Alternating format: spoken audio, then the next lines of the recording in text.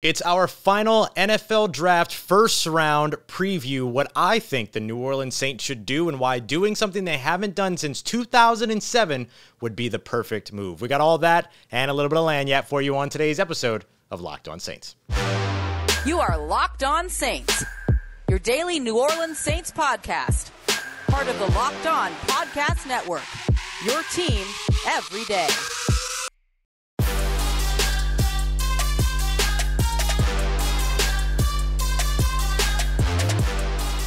What is good, Who Dat Nation and Who Dat family? Welcome into this YouTube exclusive premiere episode of Locked On Saints, your daily podcast covering the New Orleans Saints, part of Locked On Podcast Network, your team every day. Thanks as always, making us your first listen of the day every day. And of course, don't forget we are free and available on all platforms, including on YouTube as well. I'm your host, Ross Jackson at Ross Jackson Nola on Twitter. You can find me over at USA Today's Saints Wire, Tuesdays on Locked On NFL, and here with you every single Monday through Friday on Locked On Saints. The first round of the NFL draft is 1 hour away, and we are here on Locked On Saints to get you ready with our final draft preview. I'm going to tell you what I think the New Orleans Saints should do with this draft and why trading back would be the right move for them out of pick 19, because when I say I'm going to tell you what I would do, that's exactly what I would do. So we'll talk about trading back. We'll talk about what that could grant the Saints, and then we'll do a quick mock draft of the first round, what the Saints could do to make all of that happen, and we'll wrap up with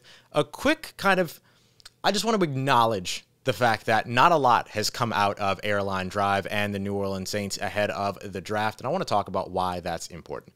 So to get us started here, I want to remind you that our Locked On NFL Draft live coverage is underway right now over at the Locked On NFL YouTube page.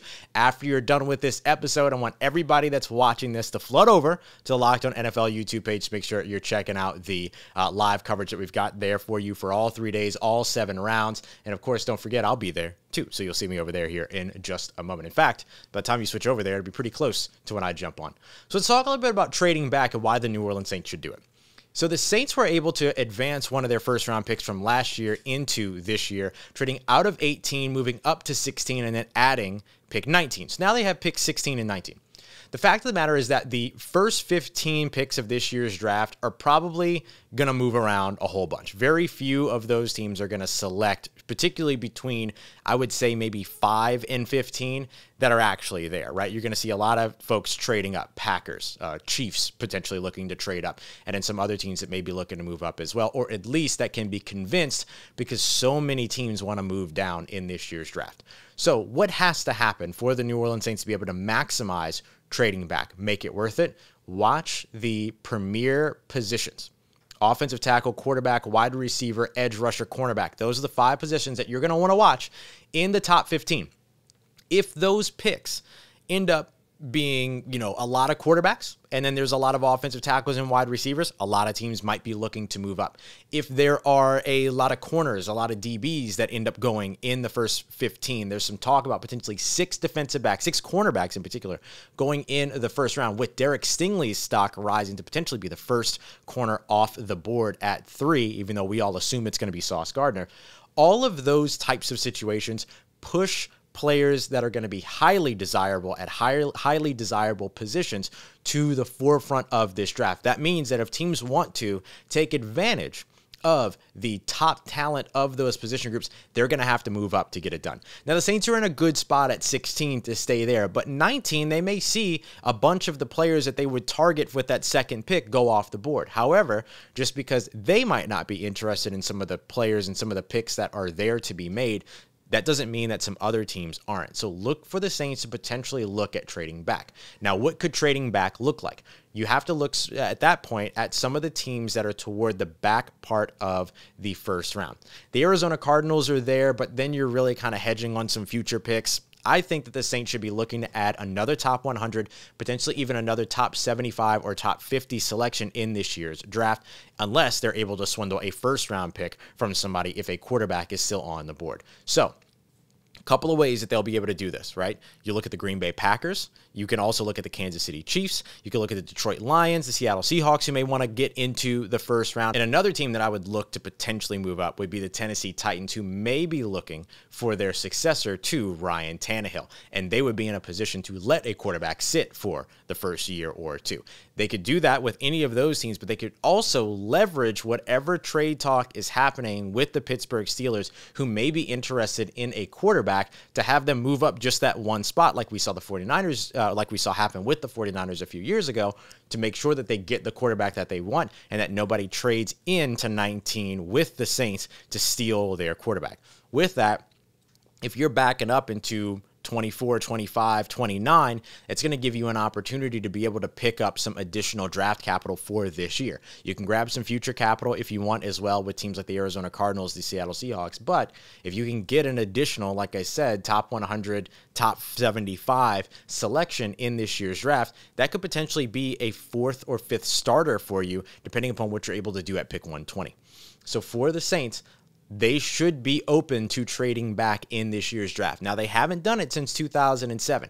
There's one other way that they can go about it, and it would be like what they did in both in 2007 and in 2006, and that would be to bring in a veteran player for that selection as well. So a veteran player and a late round selection, for instance. That could be a really interesting way that the Saints could go. Now, trading out of pick 19 in the first round means you got to get a pretty good veteran player, so you got to make sure that the contract and all of that can work. But for the New Orleans Saints, they should be taking all the phone calls that they can about potentially trading out of 19. But don't expect anything to happen until you see how the first 15 in this year's draft roll out. So let's take a look now at a quick mock draft of the first round. Let's trade back with the Tennessee Titans, create a little bit of space there, and see what the New Orleans Saints would be able to walk away with at 16 and with the Titans first round selection. We're going to take a look at that as we continue on with today's episode of Locked On Saints. And of course, we have our Locked On live NFL draft coverage happening here right now. You can switch over to it right after this episode on the Locked On NFL YouTube page. But not long after the NFL draft wraps up, you got Mother's Day right around the corner. So you want to check out BlueNile.com, the online jeweler that's going to make sure that everything that you need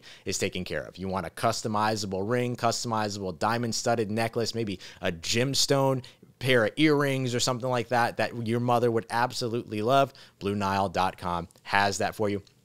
And much more, right? They're always looking to give people their forever piece. So go and check out BlueNile.com. And exclusively for our listeners, Locked On Sports listeners are going to get $50 off of $500 by using the promo code Locked On, LOCKEDON. Now, this is a member podcast exclusive that is only available through Mother's Day. So don't miss the chance to get your mother something that she'll treasure forever and find her forever piece over at BlueNile.com.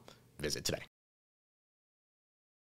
All right, family, continuing on with today's episode of Locked On Saints. Thanks as always. Make a Locked On Saints your first listen of the day every day. Once again, our Locked On NFL live draft coverage is taking place right now, right after this episode. I want everybody to swarm over to the Locked On NFL YouTube page so that you don't miss a second of all of the great draft coverage that we've got for you for 3 days, 7 rounds, all 250 plus selections. We got it covered for you over on the Locked On NFL Draft YouTube page, the Locked On NFL YouTube page, or your favorite Tegna Watch channels, Tegna OTT apps, wherever it is that you prefer to watch. So I'm thinking that the New Orleans Saints should really entertain the idea of trading down in this year's draft. And a lot of it has to do with the lack of first-round graded talent in this year's draft. As we've talked about before, 15 to 16 first-round grades for most teams around the NFL. The Saints picking at 19 puts them pretty far outside of that because at least those top 15 or 16 players, there should be enough universal, I don't want to say agreement, but there should be enough overlap that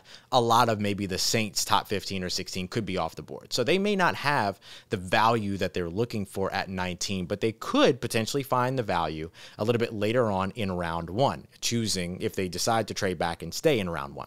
So I'm looking at the Tennessee Titans, who are at pick number 26, who may want to get ahead of, let's say, the Pittsburgh Steelers, who may be interested in Desmond Ridder, may be interested in Kenny Pickett, and the Tennessee Titans could very well be interested in a quarterback as well. But because they don't have a second-round pick, they may not really get the opportunity to jump up and grab that quarterback or wait around and grab a guy like Sam Howell or Matt Corral if they even fall to the second round. So instead of waiting, I think the Tennessee Titans may be interested, especially with their lack of draft capital, of being able to trade up and grab the quarterback that they want in the first round. And so the New Orleans Saints could potentially take advantage of that at 19 if, let's say, they grab Chris Olave at 16, roll around to 19, all of their offensive line, top offensive linemen are off the board. Maybe the top defensive tackles are off the board. Maybe Devontae Wyatt's domestic violence charges push them away from going with a Georgia defender, but Jordan Davis is already gone, and maybe the Saints don't really like any of the quarterbacks in this draft class. Then that could mean that they could move back. According to Rich Hill's trade chart,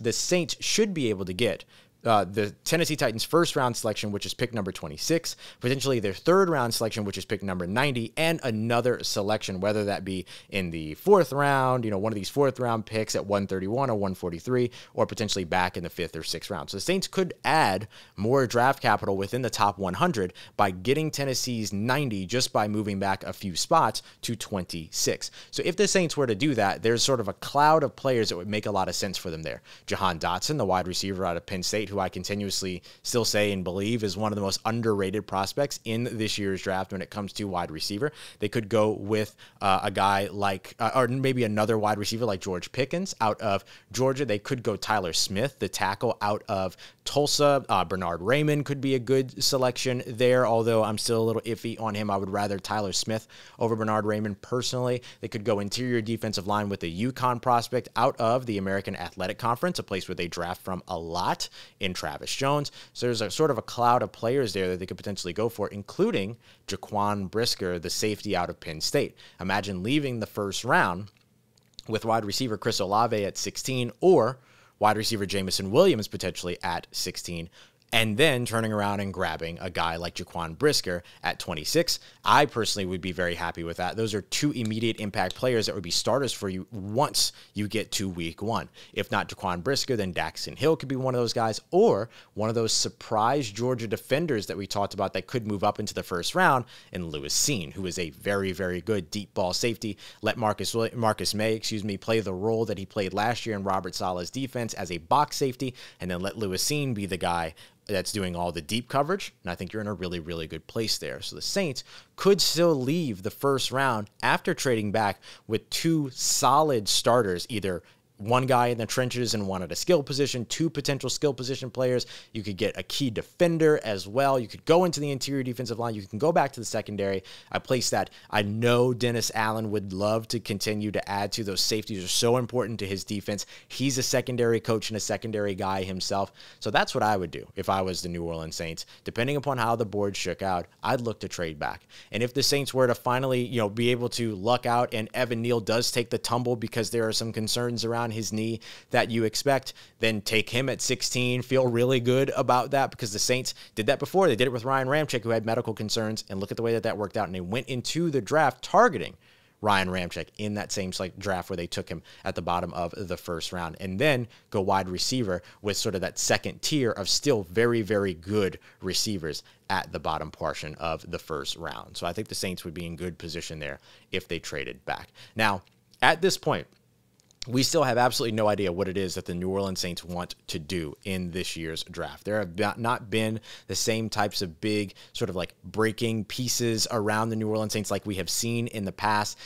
Teams and, people talking about who they're looking at or the fact that they want to trade up or anything like that. So I want to talk about why I think that is such an important piece moving into the 2022 season, because it establishes a whole new culture and even improves on the culture that's already there for the Saints. We'll talk about why that's important as we continue on and wrap up today's episode of Locked On Saints. But before we get there, our friends are at BetOnline. They've got everything that you need. Head over to betonline.net today. Find all the odds, lines, and props around this NFL draft, including over-unders for prospects, the number of certain positions taken, who will be the first player at a certain position going, and even the positions that teams may look to draft first. You can find all that kind of stuff and more over on betonline.net. And if you don't want to bet on the draft, there's even more for you over there with the NBA season underway. Don't forget Pels and Suns also tonight, a huge Thursday in the city of New Orleans. So make sure that you are tuning in for that as well and checking out Locked On Pelicans after the game this evening. So a ton of stuff for you over at betonline.net. So go and check them out today so you can get in on all the trends and action. It's BetOnline,